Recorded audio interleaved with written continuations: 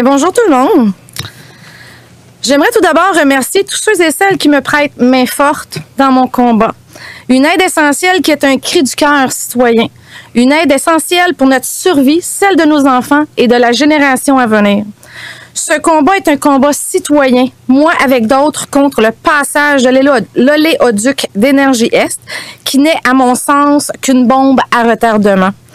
Les compagnies pétrolières et le gouvernement vont mettre en danger, avec ce projet-là, notre environnement, notre territoire, nos cours d'eau potable. On nous fait comprendre que pour eux, l'économie des sables bitumineux est de loin plus importante que chacune de nos vies. Moi, je me demande, Monsieur Trudeau, vous nous imposerez d'expliquer à nos enfants que pour vous, l'argent du pétrole est plus important qu'eux? Oserez-vous leur dire à eux, vos propres enfants, « Désolé les enfants, je vous aime gros fort, mais pour papa, l'argent du pétrole, c'est beaucoup plus important que vous. » Et de ce fait même, désirez-vous vraiment que l'histoire qui sera enseignée à nos enfants dise que vous aurez été le premier ministre ayant causé la destruction de nos cours d'eau potable qui sont reconnus de par le monde? C'est totalement irresponsable de songer, même un court instant, à aller de l'avant avec un tel désastre écologique. Faut pas oublier une chose, on n'aura pas de deuxième chance s'il y a quelque chose qui arrive. On peut changer le mécanisme et le carburant d'une voiture, mais pas celui du corps humain. Le gouvernement va quand même décider envers et contre tous de mettre en péril notre faune, notre flore, nos cours d'eau potable qui sont tant enviés et nos vies humaines. Pourquoi? Mais pour de l'argent. Pourtant, l'eau, c'est inestimable. Ce serait tellement plus simple d'investir dans l'économie verte. On peut pas laisser faire ça.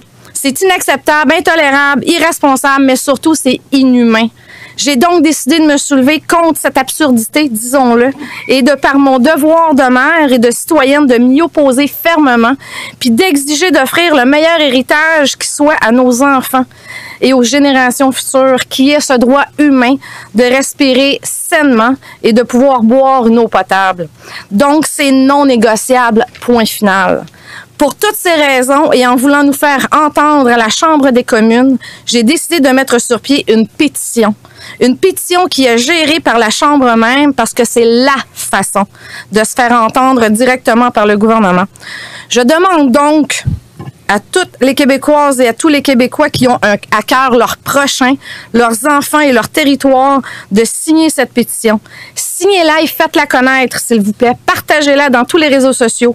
Il est important que toute la population et toutes les régions, même autres qu'au Québec, puissent se joindre à ce combat.